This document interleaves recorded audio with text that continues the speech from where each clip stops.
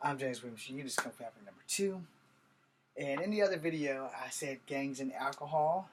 And then I made the video about alcohol because I totally forgot about the gangs. So we're on the fence again, and this is about Native American gangs. Now, in another documentary, and I seen it on ID channel, so it wasn't technically a documentary, it was more like a story.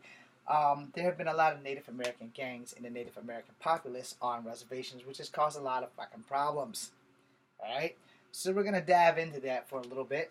And I don't support gang life in any way, shape, or form, even though me being in the Army, a lot of people can say that the Army is probably the biggest gang in America. Anyway, and then that's one of the gangs I'm actually proud to have served in. Alright? Now, when you talk about things like this, it is highly possible that you need to understand the good, the bad, and the ugly. So gangs is universal. Alright? Let's get that straight off the bat. You have black gangs, you have white gangs, you have Asian gangs. Native Americans kind of fall into the Asian gang populace because Native Americans are biologically Asian. However, their gangs rarely leave the reservation, and then they have gangs and gang fights inside the reservation. Now, because I've seen this on the ID channel, we're going to call it a slight documentary, not a real documentary, because Native Americans commit crimes, they leave the reservation. Or Native Americans commit crime off the reservation and come back to the reservation for asylum, and this can tie courts up for years. This has also happened, so here's why I am on the fence. Alright, I'm a strong supporter of the law. I don't give a damn what your race is, I don't give a damn what your gender is, but I'm a strong supporter of the law. And if you break the law, if you do the crime, you need to do the time. Even if it's a small crime, you still need to pay for it. I've paid for plenty of speeding tickets. Alright? Plenty of speeding tickets. So, that being said, was I guilty for all of them? Not really, because one or two of them, it was all about my race and my gender. Because one time, the cop thought I was a chick, followed me for 2 blocks, and gave me a ticket. And the other time, a cop just didn't like black people. So, that was like a whole different thing there. And also gave me a ticket. And that's when the judge used me because I was straight about it. I said, well, I'm black, he's white, I'm wrong, he's right. That's pretty much it. Let me play my ticket and go home. And the judge kind of was like, so you don't want to fight this ticket? And then I was like, I just told you, I'm black, he's white, I'm wrong, he's right. It doesn't matter if I wasn't speeding or not. I got the ticket. Let me pay for the ticket and let me go home. He said, you're not going home. You're going to fight this ticket because all I needed was for one person to say some shit that you just said. This guy has arrested and given tickets to like 90 some odd black people. And you're the last black person he's going to give a ticket to on my watch. Because everybody has filed a complaint about this guy. I didn't know nothing about that shit. No, I won't file a complaint. I came in with the money that I bought from my big sister to pay the fucking ticket. I just wanted to pay the ticket and go home. Next thing I know, I'm in a fucking incident where the judge said, you're the last person of color that I'm going to allow this man to give a ticket to. He shouldn't be out there driving and giving tickets to everybody if they're just one color, but he's not giving tickets to other people. And I don't know what happened to that officer, and I don't really give a damn, but that was just a pure example of doing the crime and paying the time. Alright? Which I didn't have a problem doing because I was willing to pay for the damn ticket as I've always done. I didn't know it was going to be this officer was a fucking racist. Right? Now back to the story of gangs and reservations. So a lot of people come out and they...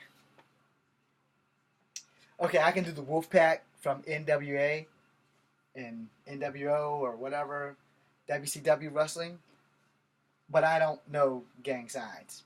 Now this thing's supposed to be like a white power thing. It used to be the OK sign, but now it's... One of these things means it's a white power sign. I have no idea what people just come up with some of the dumbest shit to make something racist, but this used to be okay. Same thing as the thumbs up. And now it's this, something, whatever. gangs in Native American reservations. The population of gangs in Native American reservations is not a new thing. In the late 90s, early 2000s, this is when these things started to blow up. And I don't know any of the names of these gangs, and I'm not trying to get scalped, shot, or an arrow through my chest because I'm telling a documentary of shit that has been in the news, not more recently, but it doesn't go as public as regular news, but it was like on documentaries, and this shit was on the ID channel because there was a crime, and whatever the crime was, somebody was checking this shit out. Now, we have these problems on reservations, not because of the casinos, but wherever there's a lot of revenue, there are a lot of uneducated youth who just want to rally and cause problems. I don't think that you should ever be in a gang. Am I guilty for being in a gang? Yes. I was in a gang for 3 days. 3 days. And then I was in a new gang for 5 months. Called the United States Army. My dog tags are real. Fort Benning, Georgia. Anyway, the whole point of the matter is that gangs have been on the rise. They're not on the decline, by the way. They're still on the rise now on reservations. It's just not something that people talk about because anything that does in the reservation, with the exception of about 7 or 8 months ago with Miss Rainbird, some damn body who took the RV and drove down the streets of California, smashed up some shit. A dog jumped out. Another dog stayed with her until she came to a complete stop with the crash. Up until then, which was totally gangster for some gang people, it is like, because Miss Rainbird, she was badass. You know, she's just smashing all kinds of shit with a stolen RV. You know, up until things like that happen, when people leave the reservation is when shit is covered. When things are happening on the reservation, it is rarely covered. So that is another reason why you gotta be on the fence, because we don't know what's going on in the reservations. We don't. We don't have a news chapter in the reservations every day. On the reservation today, Sitting Bull decided that he was gonna go downtown and make Custard have a last time. We don't have that shit. When shit happens on the reservation, we don't know about it unless it hits the internet, like the Standing Rock thing. No one knew shit about Standing Rock until the actress got arrested from Divergent. You know, no one knew shit about Standing Rock until she got arrested. And then everything went to hell in Standing Rock. And then there was the presidency. Everybody was worried about Obama and Donald Trump. And then Obama, in his last great act, said, I'm going to protect Standing Rock. I'm going to sign a decree that Standing Rock cannot be touched. And weeks before that happened, the voters asked Donald Trump about Standing Rock. Oh, I have nothing to do with Standing Rock. I don't have any investment deals there. I'm not going to touch Standing Rock. First damn day in office, what does he do? I erased the decree of Obama to protect Standing Rock. I signed the decree of Standing Rock so that you guys can plow through their sacred land. Fuck those Indians. Here we go. That's pretty much what he did. He probably didn't say those words, but that's pretty much what he did. And you saw him do it on TV. But does anybody who's not a Native American give a shit? Nope. We just went on with life. Billy Bush got fired for doing his job. If you're rich and you're famous enough, you can grab them by the vagina and they'll let you do it. And Billy Bush got fired. But he didn't say the shit. He just was doing his damn job, so he got fired. Yeah. Access Hollywood. Good job. Reservation. Gangsters. 9 times out of 10, when a crime occurs on the reservation, the tribal police handle that. Alright? And they do it the best they can, because even though the reservation is not 1 million people in the populace, it's probably not even close to remotely that, because a lot of Native Americans left reservations to come get jobs in regular cities and stuff. And they probably took some of their tribal stuff with them, and then they kind of couldn't really cut it, so they went back home. But a lot of the other people grinned and bared it, thicked it out, got thick-skinned, and decided, I'm not going back to the reservation because I can't survive there. I don't have a job. I'm not working. And they come in and they get a job, and lo and behold, they get a good education, they get a job, and boom, you know, they're successful. They don't go back to the reservation. But there are hardcore natives that just won't leave that reservation.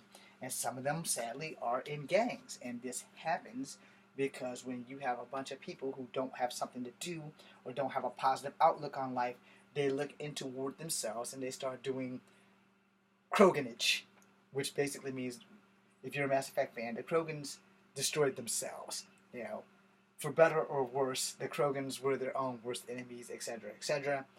And you have to think that shit through when you're worrying about stuff like that. So gangs on a reservation, they have me against the fence because they have no outlet other than hurting each other or raping their best friend's cousins or some shit like that. Those have also been made into stories and things like that. And you don't have a lot of positive. All you have is negative. All you will breed is more negative. And I'm going to end the video with this. They do have now youth outreach centers on some reservations, not all, but on some reservations, to prevent Native American kids from joining gangs. Most people join gangs for protection because they're afraid of the gangs, or they were picked on by another gang, so they join the rival gang. This is how this clusterfuck goes, and then they have a fucking war or a rumble, winner take all. No, but if they had better things to do with their lives than drink alcohol and teach their kids better, they wouldn't have any gangs. I'm James Williams Jr. This is Kung Fu Number 2, and that is why I'm on the fence.